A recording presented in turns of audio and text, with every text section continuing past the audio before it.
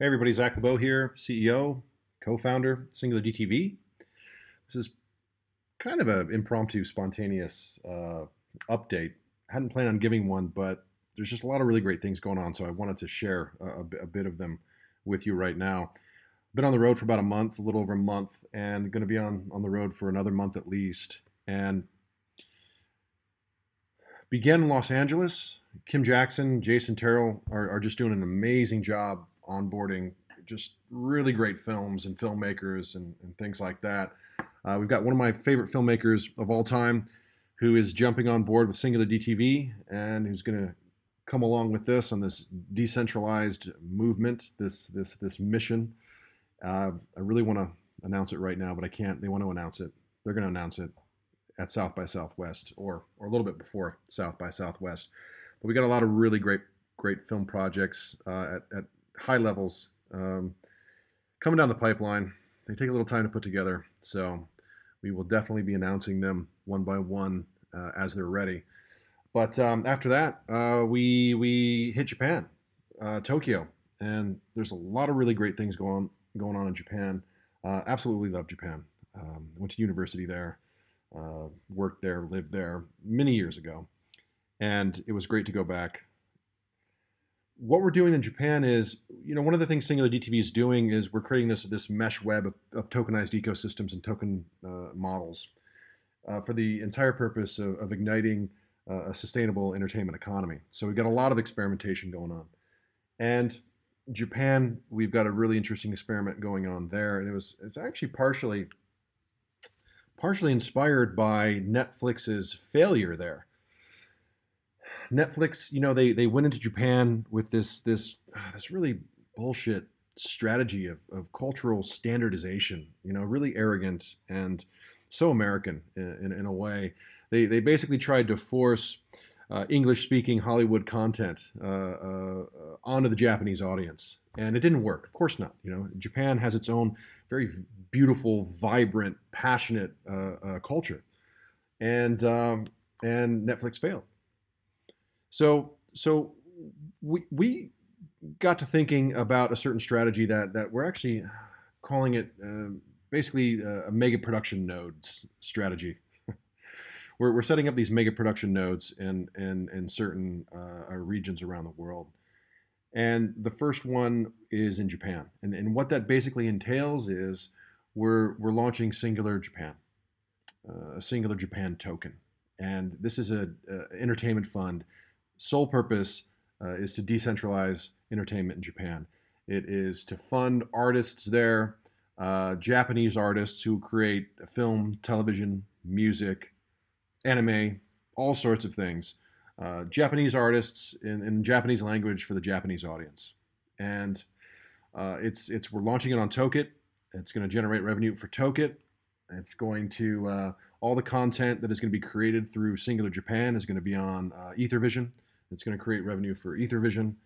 And it's actually a really interesting model because what we're doing is the actual base token, the Singular Japan token itself, is going to be operating on a consumption burn model. So you've got a consumption burn model operating on one end, and then you've got all the Japanese artists who are tokenizing themselves and who are operating on revenue residual royalty model.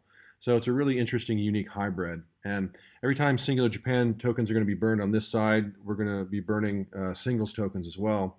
On the other side, every time revenue residuals royalty is pumped into artist tokens, we're going to be doing the exact same thing with the Singles token, pumping revenue and residuals and royalty into the Singles tokens as well. It's a really cool system. It's going to have both of these things going on, and we're really going to our tokenomicists are really going to be, and our programmers are really going to be monitoring and figuring out how each of these things work, so we can really understand how to use them, how to improve them, what features and functions we can add to them, take away from them, to really try to ignite this sustainable entertainment economy.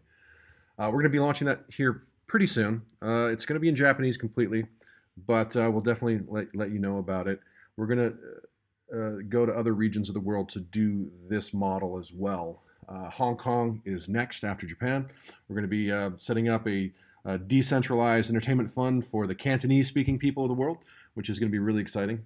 And yeah, together with all of our other experiments and our economic models and all of our other plans around the world, uh, it should be very interesting. I'm in Zurich right now, and Zurich is, of course, the headquarters of SingularDTV, but we also have Codex here. And Codex is our research and design laboratory for token economics.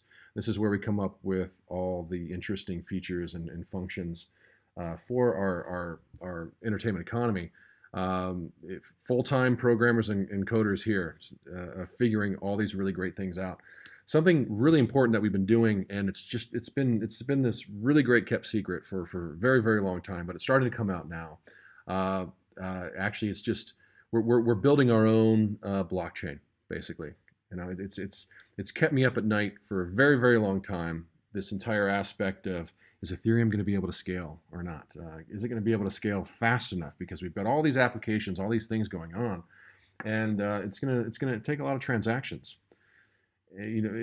We went down the route of course, with our applications of coming up with this hybridized, centralized, decentralized architecture, just in case scaling wasn't going to be achieved fast enough.